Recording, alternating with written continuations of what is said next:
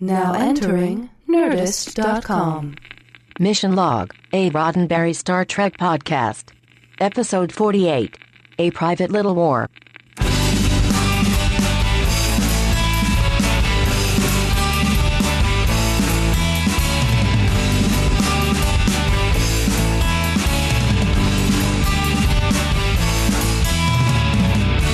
Welcome into another edition of Mission Log, a Roddenberry Star Trek podcast. I'm Ken Ray. And I'm John Champion. You know how this game is played. We watch Star Trek, then we talk about it. We talk about it so we can then all try to figure out if there are morals, meanings, and messages that still hold up in the 21st century. Today, war. Huh. What's it good for? Okay, now what's a private little war good for? We'll find out as we go through the show. If Edwin Starr had done a song called A Private Little War instead of War, it would have been much quieter. It would have... War. Shh. Good God. Yeah, okay. Right. Yeah. I think half of our listeners have no idea who Edwin Starr is. Look him up. Great song. I've actually got Midnight Star stuck in my head now. Oh. We are Midnight Star. We're going to show you how to do it. Yes, we are. In fact, John Champion right now is going to show you how to do this one thing that he does all the time. Although, seriously, this is like episode 48, I think. If you haven't picked up by now how it's done, well, let the master show you. John Champion, hit me with that trivia action. So, of course, today we're talking about A Private Little War, and this is a story where the Enterprise crew finds itself having to interfere and provide weapons to a group of undeveloped people, technologically undeveloped people on a planet. But what else does this planet have in store for us? Well, it has a beast called the Mugato. And that character has really taken on a life of its own. You know, it's one of those things kind of like the Gorn, not as famous as the Gorn, but you see the image of the Mugato and you kind of know, that's a kind of a cheesy Star Trek monster. It's a white-haired ape-lizard hybrid that's just there because we needed more action and monster fighting excitement on this episode. Are you a fan of Zoolander? I wasn't actually, but I know what you're talking about.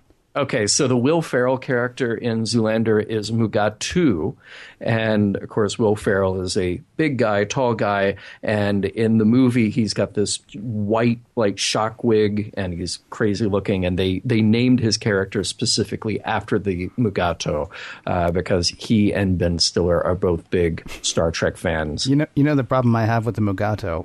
What's that? I often confuse it with the Ouija.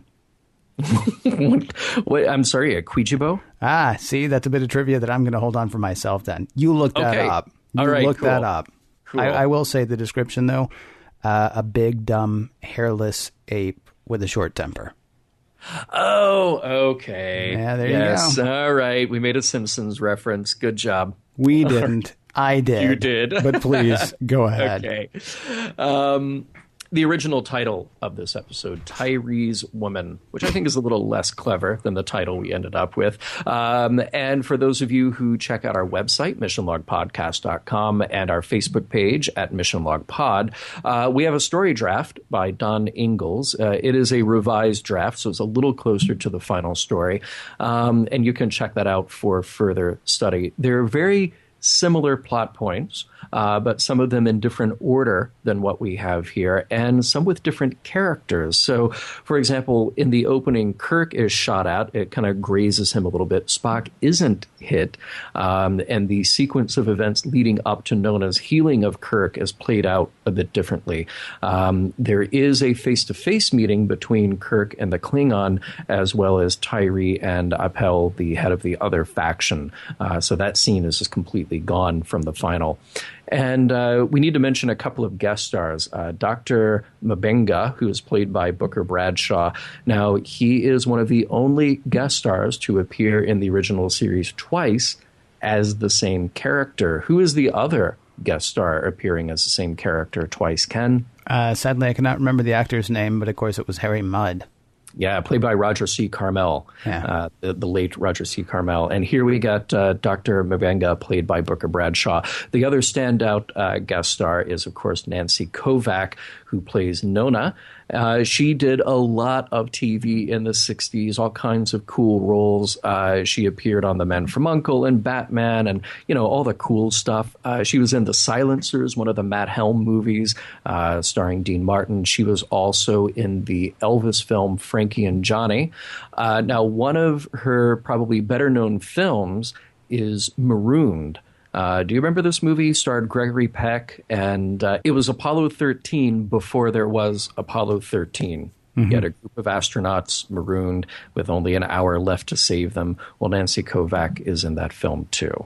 I got to say really quickly, just to head off any emails, and we'll tell people how to email us later in the show. Con.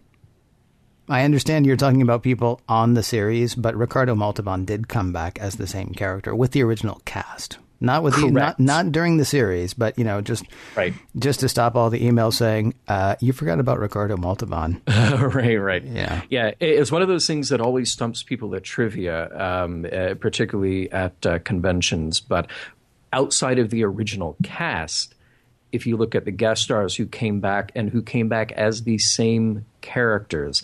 Now, you could make an argument about Kyle or LaSalle, but those were not named as often. Here we actually have a guest star, not a day player, who came back and played the same character twice in the original series.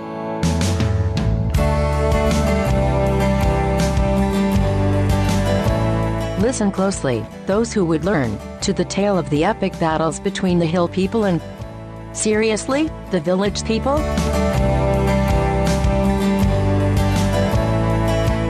Prologue. On the planet Neural, Kirk, Spock, and McCoy are surveying the flora. Kirk was here 13 years before doing the exact same thing. The inhabitants are peaceful but haven't evolved technologically past the use of bows and arrows. When they hear people coming, the landing party try to hide and watch as one of the inhabitants lies in wait with a gun, a device he should not have. Kirk is worried because one of the approaching men is Tyree, someone he befriended on his first mission there. He can't interfere with a phaser, so he throws a rock, which distracts the gunman and warns the people who are approaching. In the confusion, Spock is shot, and McCoy has the three beamed back up to the Enterprise. Act 1. Spock is rushed to sickbay, and Kirk goes to the bridge. There's a Klingon ship approaching, and Kirk is still concerned about how a civilization could develop from bow and arrow to flintlock guns so quickly. Things in sickbay don't look too good for Spock. McCoy has brought in a specialist, Dr. Mabenga, who interned on Vulcan, to help. Kirk needs to return to the planet, and he needs McCoy to return with him. He's concerned about the approaching Klingons and whether or not they are violating a treaty by being there. He calls down to Scotty to get a couple of costumes to fit in with the locals on Neural because, Scotty has costumes. Back on Neural, and sporting a lightweight yet rugged fashion, heavy on earth tones and animal skins, Kirk and McCoy spar a little on the relative level of their breaking orders by directly contacting the planet's inhabitants. Out of nowhere, a huge white-furred alien lizard unicorn yeti lunges at the captain and the doctor. It's the Mugato, a fearsome beast on this planet. Kirk distracts it long enough for McCoy to shoot it with a phaser, but Kirk has been bitten. The bite is poisonous, and Kirk will die unless he can get back to the Hill people and his friend Tyree. McCoy begs for help from passers-by. Act 2. Kirk is taken to the settlement of the Hill people. We then cut to Tyree and his wife, Nona. He's the leader of this tribe, and she is possessed of some pretty awesome skills herself. She knows her way around herbs and medicines that can not only heal, but can also make men fall in love with her and be a total slave to her will. They're watching one of the armed villagers from a distance, and she says she's pretty sure that they could use some of those fire sticks, too. Tyree isn't convinced. He thinks there is a peaceful solution. Right in the middle of her seductive counter-argument, which involves a lot of up-close contact, one of their people interrupts with the news of Kirk, Tyree's friend from long ago. Nona walks into the cave where Kirk is passed out. McCoy is heating rocks with his phaser. Instead of saying, "Whoa, cool, what is that? Can I have one?" Nona steps out to find Tyree. He knows something about these people. Either he tells her, or she won't help Kirk with the Mugato bite. On board the Enterprise, Chapel is a bit distraught about Spock's condition, and she's holding his hand. Dr. Mbenga explains that he's in a trance state, concentrating to help heal his wound, but he can feel and hear everything going on around him. In the cave on Neural, Nona is ready to heal Kirk. She produces a root which is shaking and places it over Kirk's wound. She then has Tyree slice into her hand with a knife, which she places over the root. She writhes, sweats, cries out, and then Kirk is awake and the wound is gone. Also, she seems to have picked up a little knowledge of who Kirk is. Oh, and on top of that, Tyree explains that no man can refuse a woman who has done this with a man. McCoy, you just got owned by some ancient medicine, and this may well have an effect on Kirk's better judgment. Good luck with all that. Act 3. With Kirk conscious, he and Tyree are finally able to catch up. So, how you been? Good. How about you? Thanks for finding someone to heal me. She's totally dreamy. Sure, no problem. She's also my wife. Hey, about those guns. Yeah, about that. On board the Enterprise, Dr. Mbenga tells Nurse Chapel to keep an eye on Spock. He's doing better, but if he wakes up, make sure you do whatever he says. Whatever he says. During the get-together back on Neural, Nona lets on that she knows more about Kirk and where he's from and the power at his command than he originally lets on. She wants him to supply Tyree with some of that power. Oh, and no man can refuse a woman who has healed him. Kirk is not hip to the idea of helping Tyree with weapons or interference that would accelerate Tyree's battle with the villagers, even if the villagers have stronger weapons. Then Nona kind of takes a swipe at Tyree's masculinity after he refuses to fight. Kirk is ready to get to the bottom of why the villagers have guns.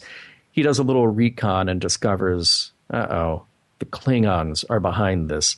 They've been supplying the people from the village with flintlock guns. That's right, the Klingons are giving guns to the village people. In a secret meeting, the Klingon representative Krell is presenting one person with an advancement, a rifled barrel. Again, after all that snooping around, McCoy and Kirk have been caught at the barrels of more guns. Act 4. There's a quick escape after a little fisticuffs, but we need to check it on Spock. He's woken up just enough to speak to Chapel. She must strike him. In the face. No, harder. It's a Vulcan thing. Well, actually, he needs her to do this so he can shake off the state of deep concentration. Scotty sees what's happening, and he tries to stop it, but Dr. Mbenga again comes to the rescue, and he also slaps around Spock a little more. On the planet, Kirk is getting Tyree and his men set up with guns. McCoy is not happy about this in the least, and there is a confrontation of words. McCoy says that Kirk is escalating a war that may never end. Kirk says the development of this planet has already been disrupted. He needs to equalize the power struggle. McCoy doesn't have a better solution, but he's not happy about it. Kirk reminds McCoy about the 20th century brush wars in the Asian continent, Vietnam. There needs to be a balance of power. His decision is final. Nona spots Kirk out in the woods, and boy does she turn on the charm. Well, she's charming, but she's aided by that mystical herb that makes men all disoriented and lovey-dovey. In walks Tyree, and now he's got a gun, and he doesn't like what he sees. But he can't bring himself to use the weapon. Just as he steps away, oh no, Mugato attack. Kirk is still a little too much under the spell of the herb to help Nona at first. When he snaps out of it, he has no choice but to pull his phaser one and destroy the Mugato. Nona is all, hey, that's a nice phaser. Tyree returns to camp, but then goes back to the clearing in the woods with McCoy. They find Kirk, but Nona is gone, and she has run off with the phaser and offers it to the villagers to take to their leader, Apella. The villagers start to fight her for it, but she can't fend them off because she doesn't know how to use the phaser. She pulls a knife, but she can't overpower the three men. Kirk, McCoy, and Tyree show up, but as soon as they are spotted, a villager stabs Nona, assuming this whole skirmish was a trap. A fight breaks out. There is confusion, punching, not too much shooting, and finally, in the fracas, Tyree stands up, poised to drop a large rock on Kirk's head. He's a little worked up. His wife just died after all, and war is a nasty business. In fact, Tyree is so worked up with that overwhelming feeling of vengeance, He wants Kirk to provide him with more guns. Now, he's going to go after the villagers. Kirk opens communication with the Enterprise. Spock is well enough to be back in command. Kirk asks Scotty how long it will take the Enterprise to manufacture flintlock rifles. He has resigned himself to the fact that the path of war is inevitable, and he has helped introduce more serpents into this Garden of Eden. I got to say, I got to argue with you on one thing in your recap. And there was a lot to recap there, but the Klingons are not supplying the village people. They're not just going to laugh every time. Yeah, I know. They're not supplying the village people with guns. They're teaching them how to build guns, which I found actually a very interesting thing about the Klingons in this one. And maybe that's because he doesn't want to get caught. But whatever the case, he is actually trying to grow a Pella. He actually says, one day you will be a fine leader, a leader of a Klingon world. And I think he even jokes and says, I'll make a Klingon of you yet, or something along those lines. I mean, this, right or wrong, and I think we both agree wrong, Krell is trying to bring the people that he's chosen. He's trying to bring the side that he's chosen along in his ways. He's not just, because he could certainly hand them a Klingon disruptor and say, all right, clear out the hills. He's not doing that. He's raising a warrior race. And I'm obviously not saying that's a good thing. I'm not going to say it's a bad thing either. It's interesting that you have a Klingon actually cultivating here as opposed to just screwing up. I think, and I've got kind of a similar note to that in the topics that we'll get into, because it is an interesting distinction between just handing somebody, hand somebody a gun, they shoot for a day. Teach them to build a gun, they shoot for a lifetime. Forever and ever and ever. Yeah. Yeah. By the way, did you notice when Kirk goes back to the Enterprise and he's ruminating on this? Well, they had bows and arrows, now they have guns, and then Scotty and Uhura are kind of chiming in, and he snaps. Chekhov. And Chekhov, yeah, and Kirk snaps. I did not invite a debate. You know what? I'm going to cut him some slack. I thought it was more heated speculation, not so much debate. Well. But, he's used to getting the logical argument from Spock, but Spock's out in sickbay, so he figures he's got at least 25 minutes where he's not going to have to deal with that. What they were saying actually made sense. He's like, they had bow and arrows, and now they have guns, and everybody's like, well, a flintlock would actually be the next logical step. Which I'm not sure I agree, but they were all like, it actually makes sense. It depends on when you got here. Let's say there's 1,200 years that you're going to be bow and arrow, right? And then you're going to go to gun. How do we know you didn't get here at the year 1197? Yeah. And exactly. So you were only 3 years away from the flintlock. If you had just stayed a little longer, you could have had one too. I have a question, and this could maybe be a topic at some point, but I think for today it's just an observation. Mm-hmm. Especially drawing back to something or hearkening back to something that we hit last week as well. Sure. There's a certain Vulcan separatism. And I'm not saying there's like a Vulcan separatist movement or a Vulcan supremacist movement, although we have, talked about that kind of thing before, not quite in those terms. But last week we had the Intrepid peopled by 400 Vulcans. Now, we've discussed before whether or not there are other Vulcans on the Enterprise. I am under the impression there are not. Some people say that there are. It's never actually stated clearly. But the Intrepid, 400 Vulcans. Not, oh, man, there were a lot of Vulcans and a lot of humans and some Andorians. No, 400 Vulcans on the Intrepid, right? Right. Dr. Mabenga interned in a Vulcan ward. Yeah. This is the second week in a row that we've had a bit of differentiation between, Vulcans and everybody else. It's just an interesting thing. I'm not saying maybe eventually if we get like 4 or 5 more of those, then maybe we have to go back and go, all right, what is going on there? But yeah, well, and it's interesting you bring that up because, if you're still listening to Mission Log in another 10 years or so, when we get around to Enterprise, the treatment of Vulcans is very different. And I think that you can, it upset a lot of people, but I think you can draw a nice parallel to say, well, here are all these little indications of the Vulcans being a little standoffish, a little separate. They have their own thing. They are respectful and want to be respected for the distance that they keep sometimes. So it is an interesting dynamic. And, I kind of brought this up in an episode a couple of weeks ago that you do ask yourself the question of, well, what does this Federation really look like in terms of the melting pot? When you bring in a new culture, a new civilization, how much of that stays unique and discrete, and how much of that gets assimilated, for lack of a better word, into the sort of broader culture that is the Federation. So, yeah, it's interesting to see these little hints of that in how we describe what Vulcans are doing elsewhere. Yeah. By the way, I'm sure that you noticed that, ever since Kirk left the people of Val without a Val god to destroy, they've actually done very well for themselves. They've opened up a wig exchange with the people on Neural. Yeah, I actually thought the Hill people looked a bit like the feeders of Val. The villagers, to me, mostly look like Richard Hatch for some reason. Well, but wait a minute. I thought one of them looked quite a bit like Mickey Dolenz from the Monkees. I did not see that one. I will say, though, that Apella, the leader of the village people, dead ringer for Father Guido Sarducci.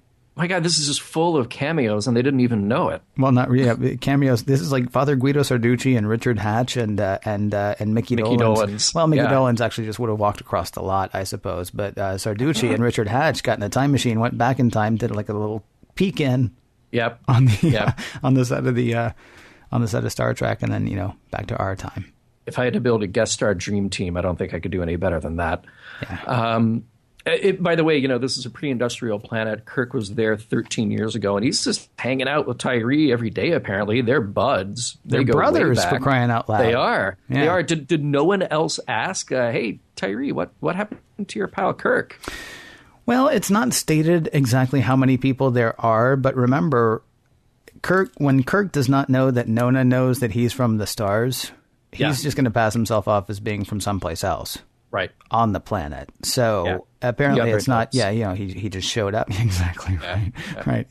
The Seven Hills, maybe. I don't know. Or, the hills beyond the hills. But I mean, he when he showed up the first time, he probably, what was he doing telling Tyree about starships? Keep this to yourself, but. Right. And because if you tell anybody, they're going to think you're a loon anyway. By the way, the scene with Chapel slapping Spock, and then M'Benga comes in and slaps Spock. All I could think about, and I'm sure you thought of the same thing, the shot from the movie Airplane. Get yourself together, pull yourself together, and slap the woman who's freaking out. And then you cut to this long line of people who are waiting in line to slap her and bring her to. Hilarious.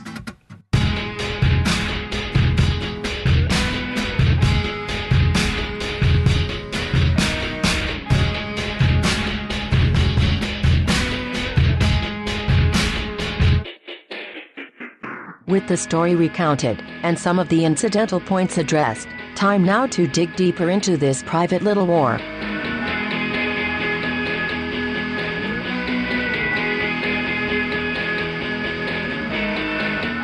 So, this is a very, very, very, very, very thick episode.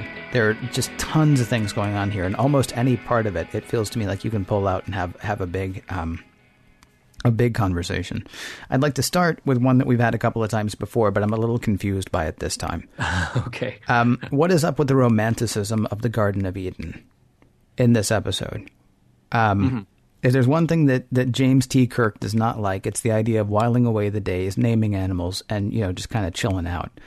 And yet here he says in a wistful way that this is a Garden of Eden. Though it should be noted that this is sort of like Jim Kirk's idea of Garden of Eden, where we're building weapons.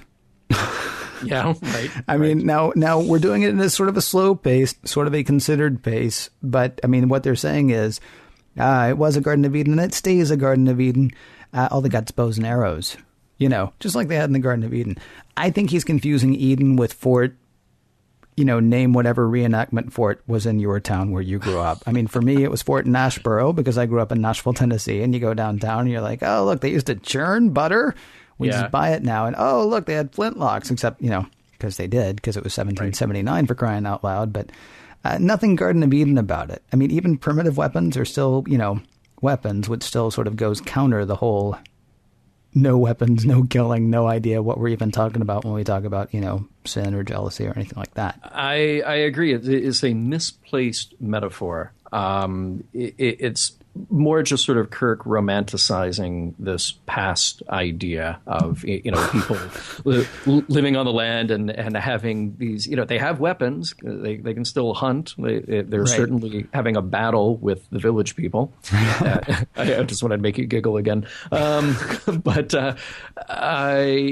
it's hard to think of it as an Eden, for sure. Romanticizing an idea that he has never once found romantic, that he has in fact argued against. Well, but here's the thing. So the people, though, on this planet, they're not worshiping a computer god. They're not under some kind of mind control. So they got that going for them. This is something that will be a lot more palatable to Kirk than a lot of the other situations we've come across. Yeah, still no Garden of Eden. Go ahead. So, no, okay. So the first of many things, I mean, I agree with the way you introed this section of the show is that you could just pull one thread and run with it. And I almost thought about putting no notes down at all, just saying war. We're just going to talk about an arms race and we could just go. But there are a lot of other elements here that we can get into. Certainly the flexibility of the Prime Directive is interesting. And it's too bad almost that you don't have any direct contact with Starfleet. We're just purely on the ship and purely going under Kirk's orders. Because non-interference is one thing when we're there for anthropological study. But it's entirely different when Klingons have already screwed it up and we're planning to install a puppet government and use the planet as a strategic bit of empire expansion. Because, as you said, that's what the Klingons are doing. They are looking to build their empire by having Appel in charge of a Klingon-approved government. Well, forgive me, hang on. That's why it's okay this week. I mean, I actually had to stifle a chuckle when, in his captain's log, Kirk says, "I have elected to violate orders." Yeah. I guess I'm supposed to be surprised. I guess the way he said it, I'm supposed to be like, "Oh, really? He's violating orders this week? Ooh, wow, that makes it very much like last week and the week before and the week before that." Right. I will say it felt to me like we learned a bit something about maybe why he thinks the Prime Directive is so gooey. He kind of helped make it. Yeah. At least that's the indication that I get. When he says that he was here 13 years ago. Yep. And then they say, I think Bones said, or no, Spock. One of them, Bones or Spock. I can't remember which because they're down there together at different times. Says, "Oh, you can't do that. That would be violating the Prime Directive and or not the policy of non-interference." And Kirk's like, "Don't tell me about it. Come on. It was my trip here 13 years ago that sort of helped codify that." Right. Now, it's interesting. I am more under the impression that the Prime Directive is something that has been developing over time, at least a century, and I go back to Enterprise for that. But we haven't got to Enterprise yet. But the Prime Directive has been brought up. But I will agree with you that it's something that at least has been codified at this point, and probably in a heavy relation to Kirk. Let me argue one thing, though, really quickly. We know it wasn't there 100 years ago because of course, we have Horizon. The Horizon and Bella Oxmix and that episode that I can't remember the name of because I'm doing that thing again. Action. Piece of the Action. Yep. Thank you very much. Yeah. Yep. I mean, there was no problem leaving that book there. Yeah.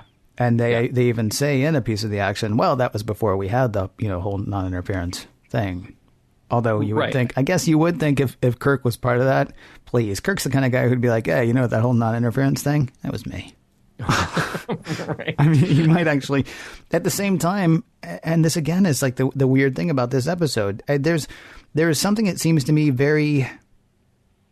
Every time we come across somebody like the Metrons or the Telosians or Trelane's parents, we get a little hey, why can't I know about this? I'm smart. Yeah, I'm gonna do a little Fredo. I'm not like everybody says. I'm not dumb. I'm smart, right? And we think, well, why wouldn't the Telosians share? Just because they screwed it up doesn't mean we would. Right. Why wouldn't the Metrons talk to us? Come back in 5,000 years when you're, smart. Then we'll talk to you. Things like that. Right. You couldn't handle what we are. And I know as a viewer, that's always kind of bothered me. Although maybe that's why Spock and Kirk and everybody else are always fine with that because they're doing that. They're doing that here with the people. Well, with the hill people. The Klingons are taking care of the people in the village, or not. Yeah, it just occurred to me, for some reason in this episode in particular, it seemed to me that we were very much being Telosian about the whole thing. Yeah. Like, making them sort of do it themselves. Otherwise, they'll wreck themselves. Yeah. Well, and here's what it comes down to when we're talking about that thing, that knowledge that they're holding on to. This is that huge beat you over the head discussion point in this episode. Do we have an obligation to equalize the playing field for two warring factions, particularly when either, the winning side is strategically disadvantageous to you, or B, when we're friends with the losing side.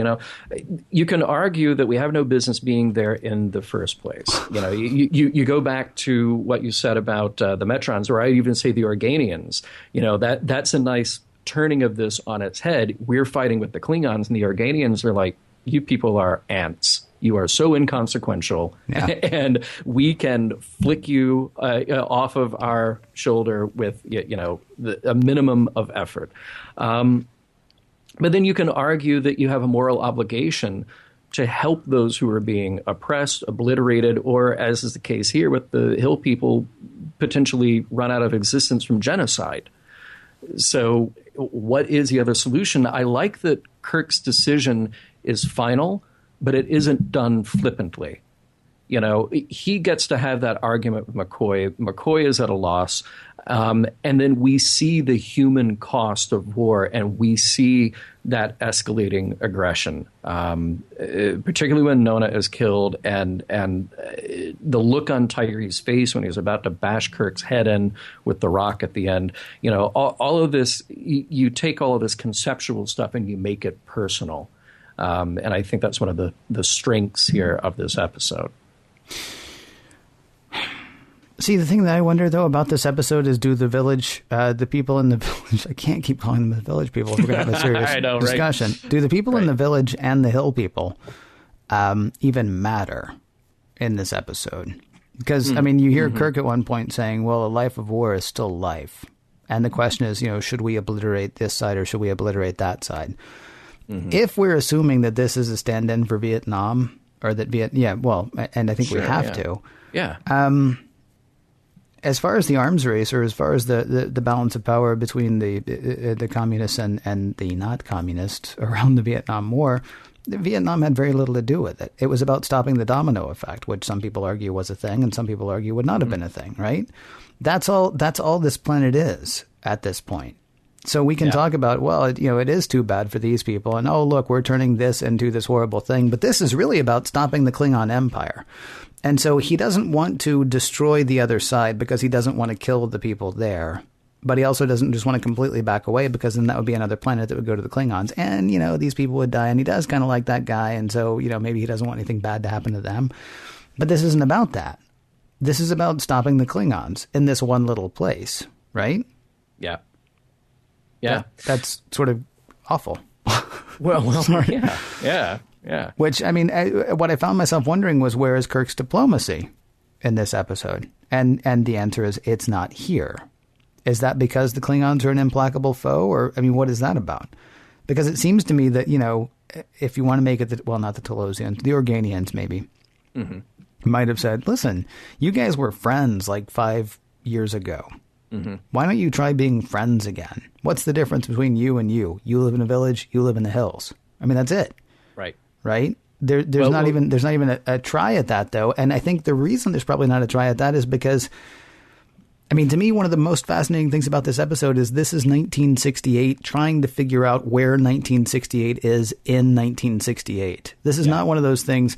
This is not like, wow, the future could be so fantastic. The future could be so incredible. This is what, we've heard Robert J. Sawyer talk about in one of the supplemental episodes that we've done, and a couple of other people talk about. This is science fiction trying to figure out what the heck is going on right now. Yeah. And so, unfortunately, you can't have Kirk save the day, because when the 10 o'clock news came on, we were going to hear more about Vietnam. And there's a good chance that, somebody watching this episode knew somebody who was in some way affected by what was going on in Vietnam. So you can't have Kirk say, well, here's the solution, because that's not what this episode is. This episode is, this is screwed up. But is there a missed opportunity there then for the show? Certainly a missed opportunity here for Starfleet / Kirk. I mean, you mentioned earlier, and that's why I wanted to kind of come back to this. You mentioned earlier how the Klingons are the ones who are there teaching the people in the village. I avoid saying the village people. How to build weapons. They're putting in an educational program. Right. You know, and for all the times that the Enterprise crew have showed up at a planet, ripped away the false god computer, changed a culture, said to the brains living on Triskelion, hey, you're no longer teaching people how to fight, you're teaching them to better themselves. For every time that we've done that and abandoned them, what was the opportunity here to say, well, like you're describing, we need to get these people together, Appel and Tyree, and make them self-sufficient and stop fighting. They are the same people. They are on the same planet. The Federation wields power. They're in a better position to affect positive change for the inhabitants of Neural than apparently they've been on pretty much any other planet that we've gone to so far.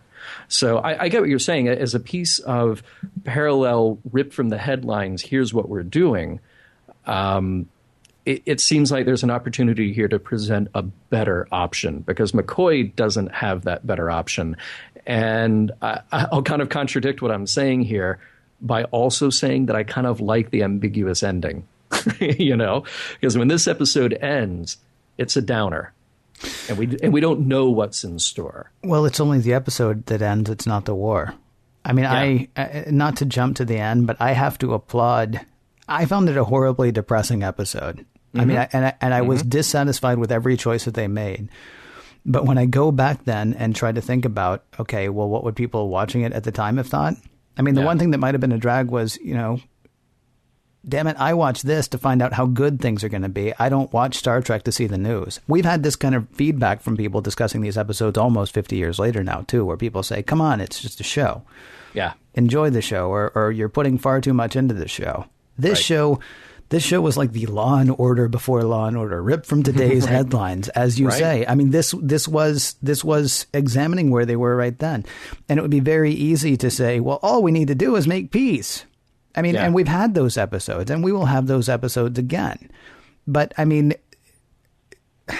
to hold up for people in a different way what's going on today, and today being 1968 when the show aired, seems to be both brave and kind of, I mean, a daunting task, I think. Yeah, and it is still relevant. I mean, you know, we find ourselves in positions of this politically, in the geopolitics of managing wars and selling arms. Yeah. It reminded me a lot of the of when the Soviets invaded Afghanistan in the late 70s, late 70s, early 80s, and the fact that we sort of, you know, just ran the clock. We just kept, you know, supplying enough weapons, and they kept supplying enough weapons, and we kept supplying enough, and they kept supplying enough. And finally, we had just enough to sort of run. So what we're saying is we don't have a better answer. but as a piece of ripped from the headlines pop culture, it's pretty remarkable because it forces you to think about this thing. Well, the other thing to think about too is, I mean, Gene Roddenberry was a veteran of World War II. There are going to be times where war is necessary. This, I think, he might argue. I can't tell watching this episode if I know he didn't write the story, but he wrote the screenplay for this one, right? Yeah. So, I mean, I don't know that he would say, well, sometimes war is necessary, and this is certainly a war that's necessary. But this is a guy who understood the realities of war. Right. You know, having flown in one. The war theoretically to end all wars, and then 20 years later, turns out not quite. And so, I mean, to then take a fairly unflinching look at where we are today, I mean, I could see a guy who has, you know, who has flown against an enemy sitting there very frustratedly, you know, laying out exactly why this sucks. Yeah, but you're not just gonna. I mean, you're not writing Superman. You know, he can't come in and just collect all the weapons and throw them in the sun. I mean, you know, because this stuff is still going to keep happening. And I could see, Yeah. Anyway, I think I made that point like 3 times now. I apologize that I keep coming back to it, but no, it's good. I mean, this is a provocative episode. Well, let's talk about another thing that is rife with provocation. Our old standby, sexism. It's not a standby, dude. There's a lot of it in this episode, though. Nona wants phasers to bring more power to Tyree. At least you think that's why she wants phasers. She plays the "I saved your life" card. With Kirk. And so you have to do what I say now. She gets disappointed in Tyree and his unwillingness to kill. And then she's disappointed that Kirk, won't commence with the killing. So, she takes the weapon then and goes to somebody else. I mean, there's a couple of levels of sexism here. I can't tell if she's just a bad character or if there's a thing about, women in power here. Because there are only 2 women that we concentrate on in this whole episode, Nurse Chapel and Nona. Nurse Chapel, by the way, also treated in kind of a sexist manner. She is a nurse. She is on board the Enterprise. She knows Spock. And Dr. M'Benga is like, yeah, he probably even knows you were holding his hand, you woman. And then later he gives her an order. And, she is a medical professional. She hasn't worked with Vulcans, but she's a medical professional. Sure. Rather than explaining to her why she needs to do what she needs to do, though, the reason she needs to do what she needs to do is because he, a male and a doctor, has told her what to do. When Spock comes to, do whatever he says. Do whatever he says. Was I not clear? M'Benga out. I mean, that's it. He doesn't, at some point you would think he might go, yeah, and let me tell you why. Now, I understand that's not as great a reveal for the audience, because when Spock wakes up and says, hit me harder. Yeah.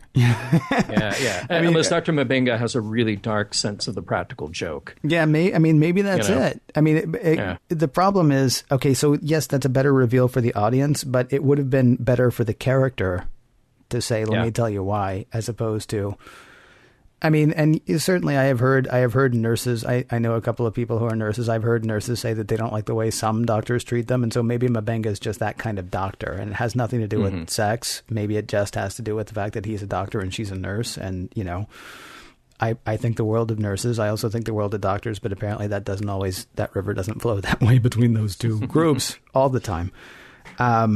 It just struck me as fairly sexist, though. He was like, yeah, just do what he says. Just do what he says. I think that's kind of a blip in this episode, and I think it is primarily just due to the reveal for the audience for dramatic purposes. But I will defend Nona a little bit here. I think it's not necessarily the problem with the sexism in Star Trek, where we see, Captain Kirk leering at the yeoman of the week.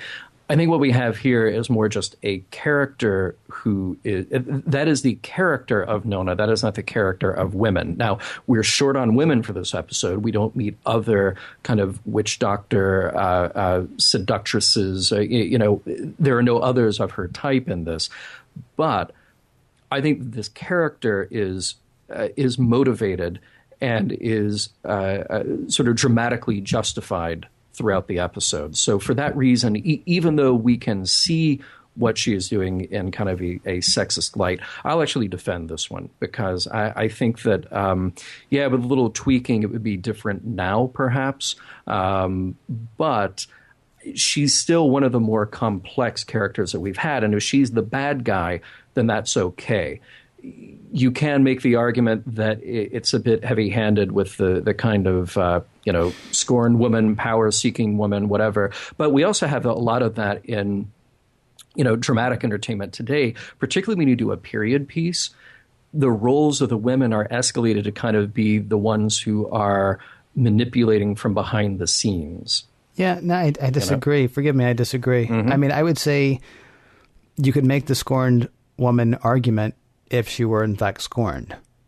I mean, she saw something in Tyree at some point that he was going to be powerful. And so she drugged him and got him to be her husband, either so that she could rise to power with him or that she could raise him to power. But the problem is he gets to a point where he's like, okay, well, things are pretty good now. I don't feel like killing. So we're good. And so then she, finally a stronger male comes along. That's Kirk. And so then she puts the whammy on him. And then once she gets the phaser, I mean, all she is power hungry. Now, whether or not this is sexism or whether or not this is just we needed a power hungry character, okay. I guess I don't know why that wouldn't be his second in command. I mean, look, sexism isn't always necessarily saying something bad about another sex. I mean, it can also just be, well, we need a bad person. Well, let's just make it the woman. I mean, because there is not a picture of strength. Well, there is a picture of strength here with the woman, but not a picture of the only good woman is weak and the strong woman is bad. I mean, that's basically what it comes down to. We have two presentations of the female here. Nurse Chapel is weak in this episode, and Nona is evil. Yeah, but again, I think that weakness is just because of the limits of the script. We don't have enough female characters in this to really show a breadth of experience here. And like I said, I think the Chapel thing is more a problem of the dramatic reveal with M'Benga and with Spock. We're just kind of showing our audience here what's going on. Well, then why not have Dr. M'Benga be female then? I mean, this is what I'm saying. Look, yeah. I understand him being the PC police here, but I mean, these were actually two things. Everything else about this episode is, I think, well done. This was something, and maybe it's because we now live in the time that we live in, where we're more trained to, watch for sexist things. There was something to me about, wow, the only two women here are wrong in one way or another. And if you had Dr. M'Benga be a woman, or if you had maybe instead of it being Tyree's woman, which I know that was the name of the episode, so it's always going to be about his wife, I guess. But I mean, if you were talking about an Iago to, Tyree's Othello as opposed to a Desdemona to Tyree's Othello, then you've got a completely different thing. You don't have to even worry about the sexism part. Though I will say, I'm not sure why everybody gets hung up on Vina, because Nona. she was a lovely young woman. I will put it that way. At least, well, not really. Nancy Kovac, I am a fan.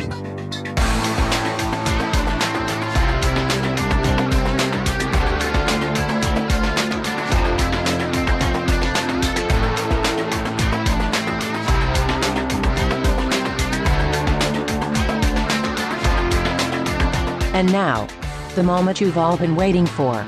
The moral of the story is... Ugh. I almost don't want to ask the questions today, but it is part of the thing that we do before we get out of here. Time to wrap this whole puppy up. Not too tightly, though, because it's only a puppy. Figure out whether the message's morals and meanings... Well, first of all, figure out what the message's morals and meanings are in this episode, and then figure out if those all stand the test of time. John, this one's a piece of cake. Go ahead. You want me to handle the messages part first? Messages, morals, and meanings. I'll let you do it all. Yeah. It's because it's easy, this episode. Sure. Okay. So here are a few that came to mind. War is never the answer unless it has to be. And never interfere with another society's technological or military growth unless you have to. Unless you need to, right? Yes. And do I dare say with great power comes great responsibility again? I don't know if that one necessarily holds as much, but this is a really interesting exploration that was ripped from the headlines in 1968, is still relevant today. And if you look at the sort of our military dealings over the last several decades, certainly you can make many parallels there that look into this question of, do we, even if we're not preserving peace, do we do good by leveling the playing field? They struggle with this question in the episode. They don't struggle too much with the alternatives, but that's what we do on this show. So... I kind of don't. I mean, again, I'm not going to fault them for not dealing with the alternatives at all, because I believe that what this episode was meant to do was hold a mirror up to society at the time that this show was written. This to me is not the, but we're going to get through this episode. This to me was just an examination of where they were right this moment.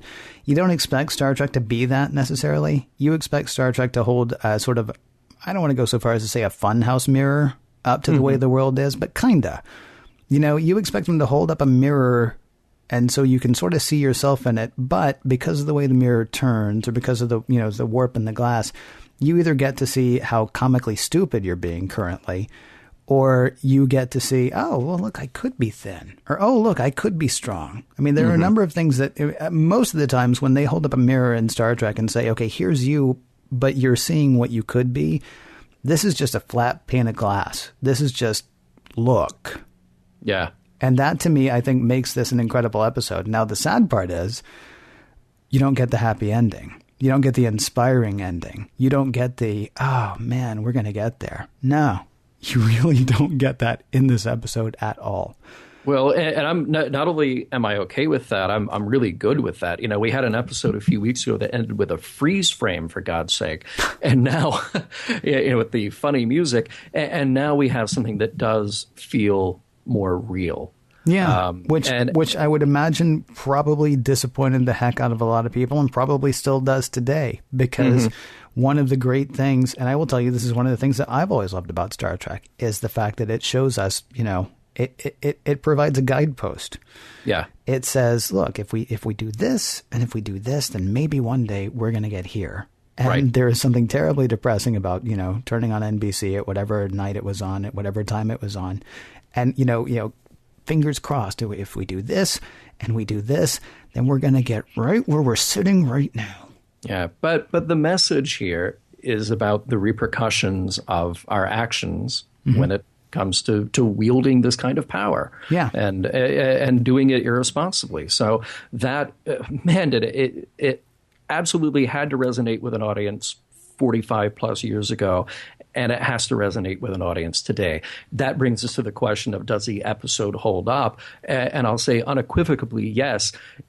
Now, as a production, you can fault it for, if you want to go the sexism route, or if you want to say it's preachy, or if the metaphors are thin. But it's played well, and it forces you to contemplate this. It really gives you something to think about, something to debate about, except for the Mugato. He's just evil. The one thing that I wish, honestly, is that we didn't even have Nona in this episode, because for the story that we're telling, she's not necessary. And so I wish we didn't even have to entertain the whole sexism thing. Because I don't know. I mean, let's assume that, okay, so the Klingons are a stand-in for the Soviet Union. Kirk is a stand-in for the U.S. and the planet is a stand-in for Vietnam. Who the heck is Nona? She's what? She is she weed? I mean, right. Which part does she play in that telling? I mean, unless she's just there to move the story along, but then I'd rather he had a second in command. Because all she is, I mean, unless she's wanton power, but the problem is they were fighting before wanton power got there. Right. So I wish that one part were gone. I think I mean, for you to just sort of shove the sexism aside and say, oh, well, that's a thing. Well, it's actually a thing. I kind of wish it weren't there. Then this to me would be a flawless episode. That said, though, yes, this episode holds up. And you can say, well, yeah, the wigs are stupid, and the wigs are stupid. But, I mean, this episode, it's depressing. And please don't misunderstand. The whole time that I was saying the sad part is you don't get the happy ending, I'm not saying that makes this a not worthwhile episode. This is an incredibly worthwhile episode to me. Just, you know, have the Corpomite maneuver queued up after it, because that to me is a very happy ending with the whole thing. Or just, you know, watch the last 5 minutes of the alternative factor and be grateful that it was only 5 minutes. Okay, fantastic.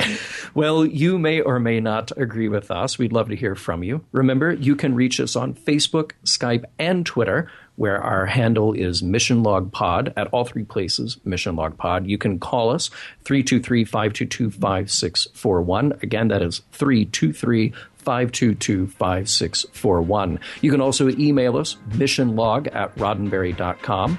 And remember, we may use your comments in an upcoming episode of Mission Log. Return with us again, same time next week, when we will return to tomorrow.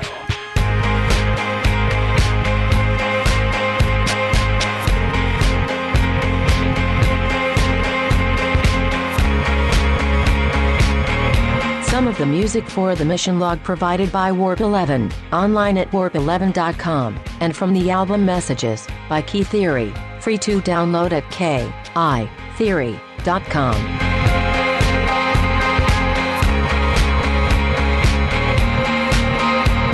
Next week, robots. I love the shows with robots.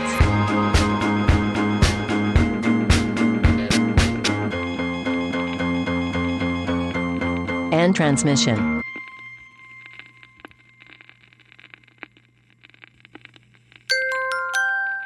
Now leaving Nerdist.com.